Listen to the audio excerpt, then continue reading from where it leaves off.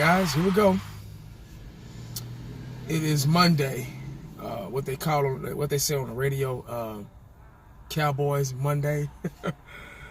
Let me start. Let me start by saying this.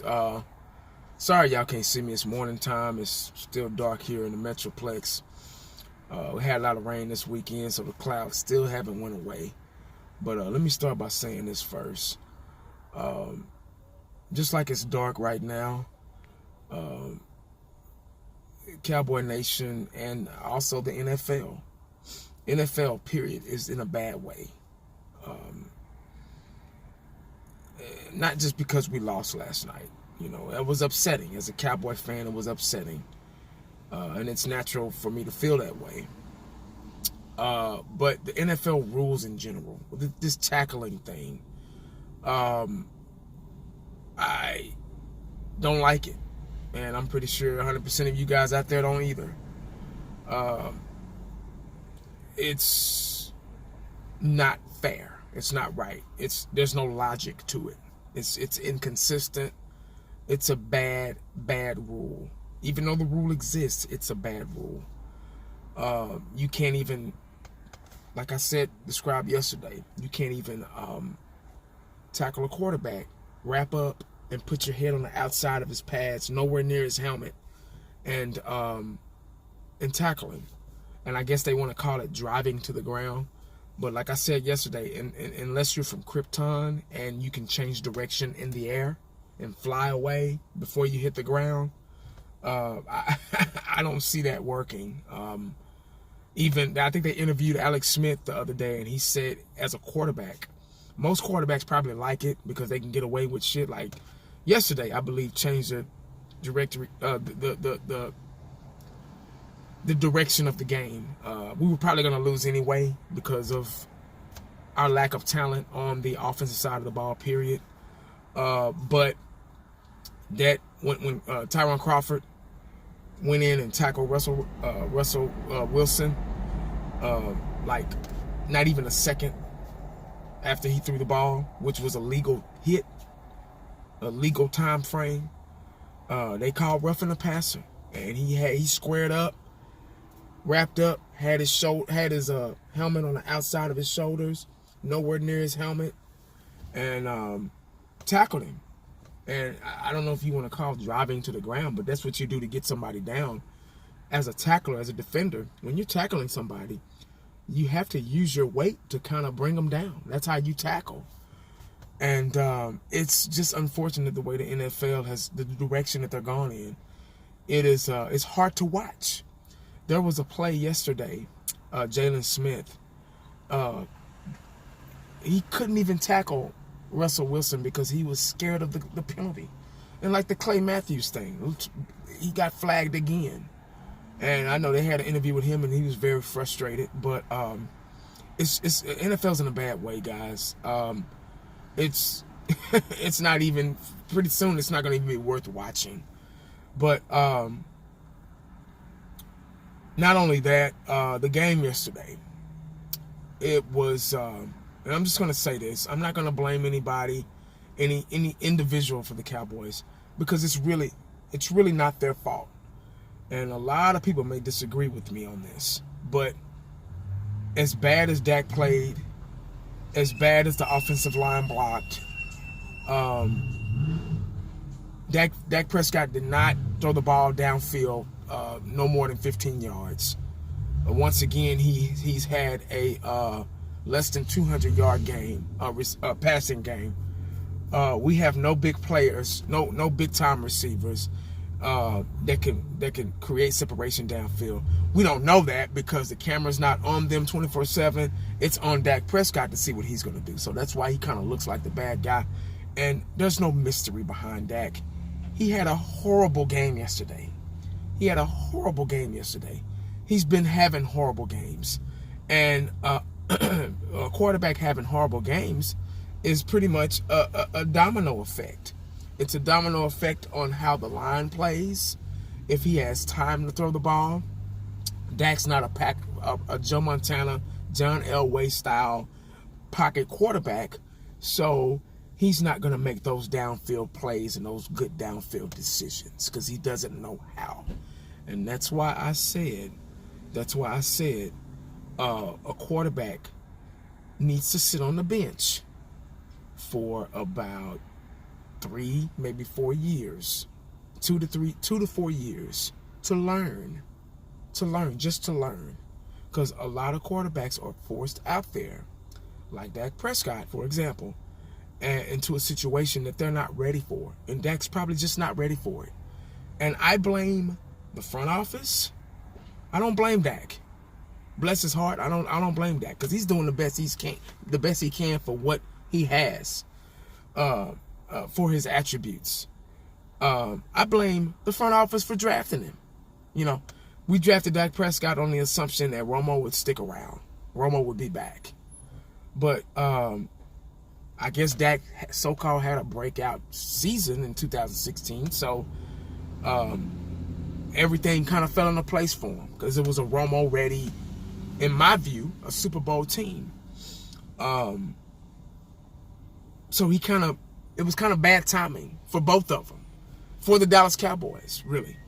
And now Dak's, would he get drafted 4th round? Now his 4th round colors are coming out because he just doesn't have the knowledge. He lacks the knowledge of a quarterback. Anybody can get out there and run, which we didn't do with him because we couldn't. People say, oh, well, Dak didn't run. He ran last week against the Giants. He didn't run. Hell, he couldn't. Where could he run to? They were waiting and ready for that. Everything we do is so elementary. The way we line up is so elementary. I've talked to people and I've heard interviews, you know, and they said the way our first play was a high school lineup. It was I think it was one receiver out wide and all the tight ends were up on the line. They knew we were going to run. So when you know what somebody's going to do, it's not that hard to stop. And our offense is really, really, really struggling.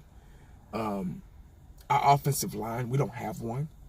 We're supposed to be a run-first team. We can't be because we can't run. I've even said, oh, we need to run, even if it doesn't work. Hell, it's not working. So we can't run, nor can we pass. It's a domino effect. It's the team.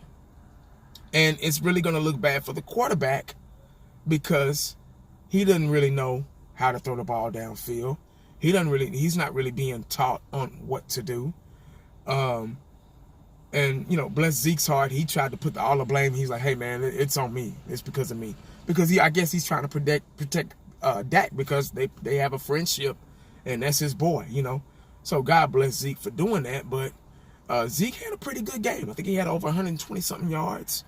He didn't have a touchdown, but he had a high carrying per average, I think 8 point something, which was pretty good. And you couldn't ask for anything better for a running back. Over 100 yards and over 5 yards per carry. That's damn good. So Zeke was kind of coming into his own until the fumble, you know.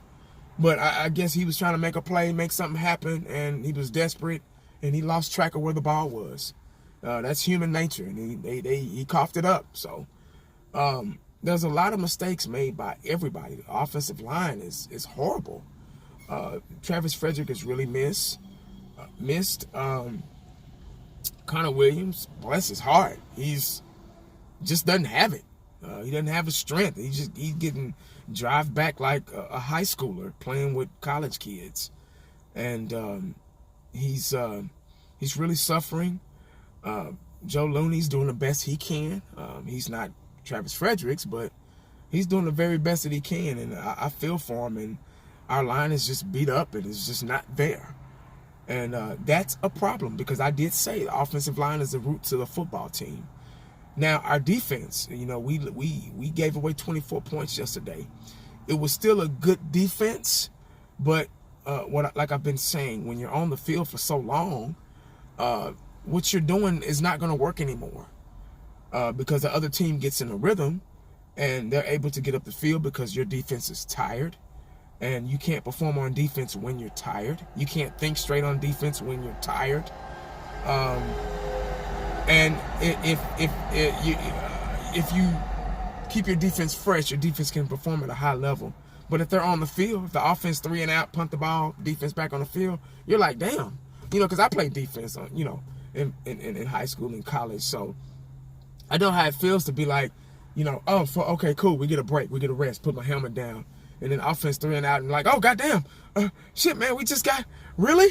Y'all couldn't, So you start, the animosity starts generating towards your offense, your own players, your teammates, and because you feel like they're not doing the best they can, in the play calling. And, people say, oh, the play calling wasn't that bad yesterday. I can't say it wasn't bad. I can't say it wasn't good because we didn't win, Maybe it was execution. I don't know. Once again, guys, I'm not playing. I don't play. I just, like Shango said, I'm a man with a camera. Just letting you know how I feel about the situation. We all know Cowboy Nation is divided, and they're really going to be divided now because we're losing. It's just unfortunate on how we're losing. And losing makes people turn on each other. They say, oh, well, we lost like this. You're wrong. Oh, no, we lost like this. You're wrong. I'm like, dude, we fucking lost. We fucking lost. And people get mad at each other because you're not saying we lost how we lost right. I'm like, how can you get mad at, but that's just the small-minded of, some small-mindedness of some people.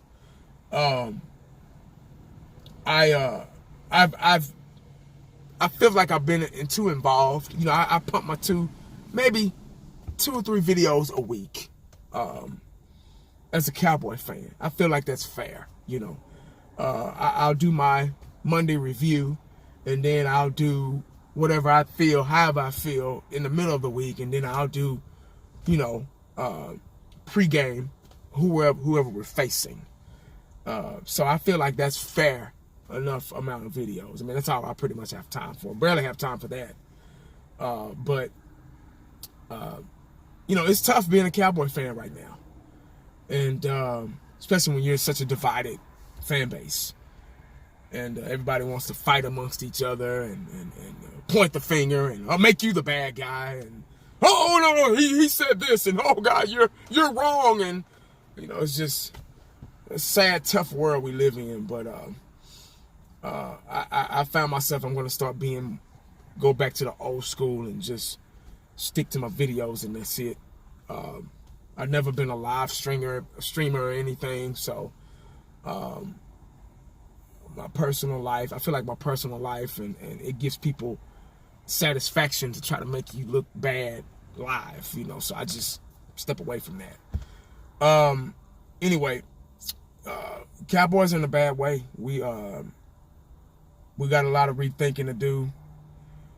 We need a makeover on I'm not gonna even say, y'all know who has to go. Y'all already know that. I ain't gotta say that. So it is what it is. This is what we got. You can deal with it, or you can fight amongst each other. Y'all can fight amongst each other. I'm not I'm not doing that. I'm not doing that no more. I'm not getting loud and shouting at the screen no more. That was that Carolina Panther game was the last time for that. But there's not really too much to say. It is what it is. We're a bad team. We are.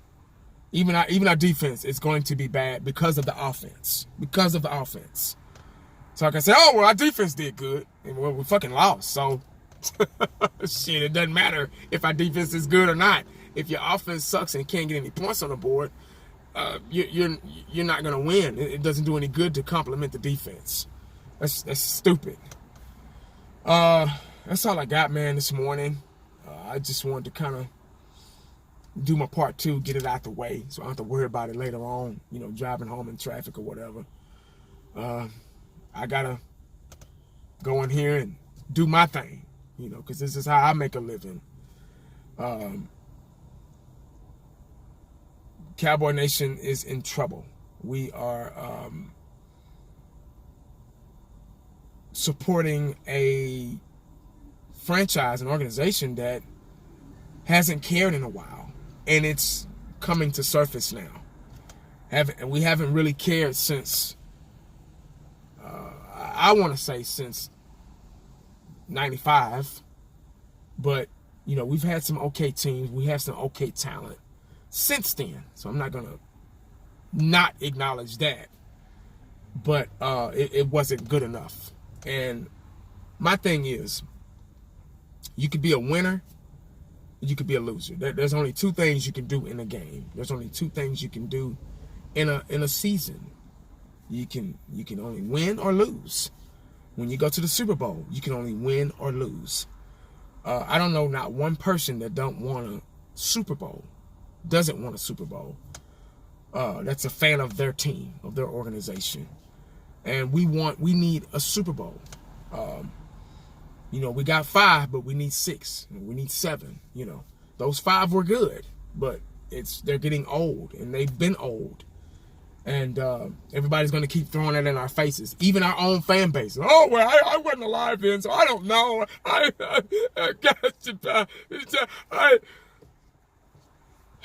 But we got to get on. We got to get, something has to be done in order for Jerry to get the message. It has to be done. A lot of fans are in denial about it. And, you know, and that's fine. You know, that's between you and your God. But what I see is we don't have the talent. We got Zeke, which is a good running back, and could be a great running back. But look at the pieces around him. First, I thought it was Zeke and Dak, you know. But now it's like, oh shit, he's in trouble now. So now it's just Zeke, you know.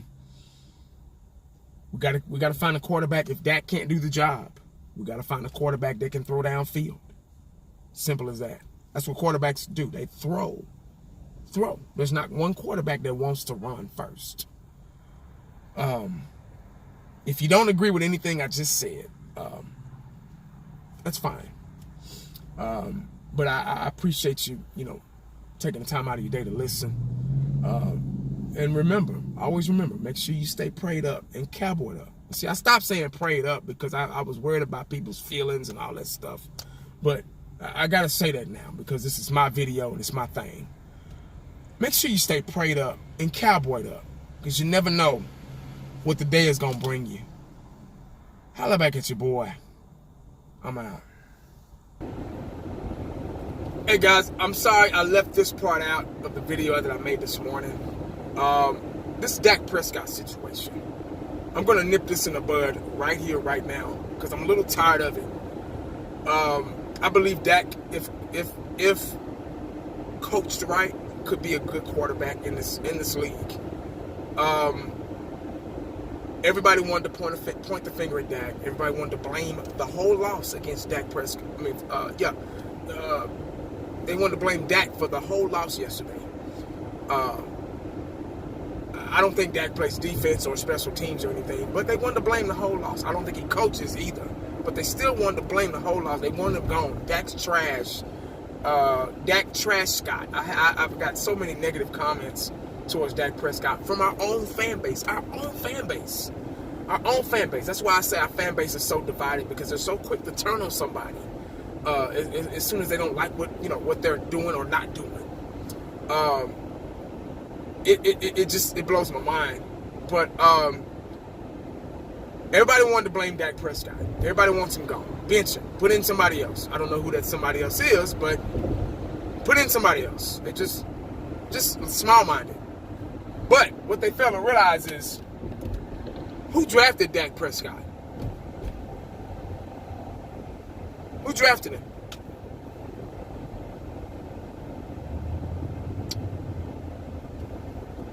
Who drafted Dak Prescott? I'm waiting.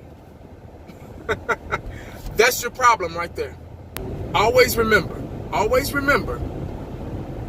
a plant will not grow right if the seed isn't planted in the ground properly. I repeat, a plant, a flower, or whatever will not grow right if the seed is not planted properly. So, if, and I say this, if and when, if is the key word, guys. When is the key word, guys. If and when. Remember those two words. If and when Dak Prescott starts to get it together, because I know I wasn't going to say this anymore, but we're just 3 games into the season, going into week 4. It's still kind of early. They still have time to kind of get it together. Hopefully. There I go again, being a Cowboy fan, still having hope. Somewhere, digging somewhere. If and when Dak Prescott, if he happens to turn it around, statistically, it has progressed. We don't realize that because it's not the physical. You get what I'm saying? It doesn't look like it because we're losing. Just like Zeke gained, he's a leading rusher of the NFL right now. I didn't know that until my boy Space Cowboy sent me a text, and I was like, whoa, he is. Damn. He's tied with somebody at 274 yards. So, it doesn't look like it. It hasn't been brought up or talked about because we're losing. So, to all the fans out there that want Dak Prescott gone, to all the fans out there that can't stand Dak Prescott, maybe on a football level, maybe it's on a personal level. I don't know, but that's between you and Dak, if you know him personally. I didn't know you knew him personally to not like him. But everybody that wants him gone, everybody that wants Cooper Rush in there or whomever, everybody that's calling Dak Prescott trash, remember, if and when he starts getting into rhythm, starts progressing, starts progressing, starts throwing touchdown passes, start kind of proving everybody wrong. Keep your ass on your couch. Do not get up and cheer. Do not get back on the bandwagon, please. Because remember, you don't like him. And you're going to look really foolish to say, oh, I don't like this guy.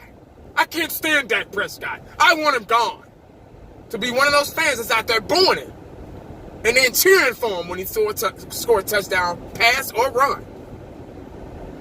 Remember that. Keep your ass on your couch if Dak Prescott throws a touchdown pass. Bottom line. Because this Dallas Cowboy fan sets up.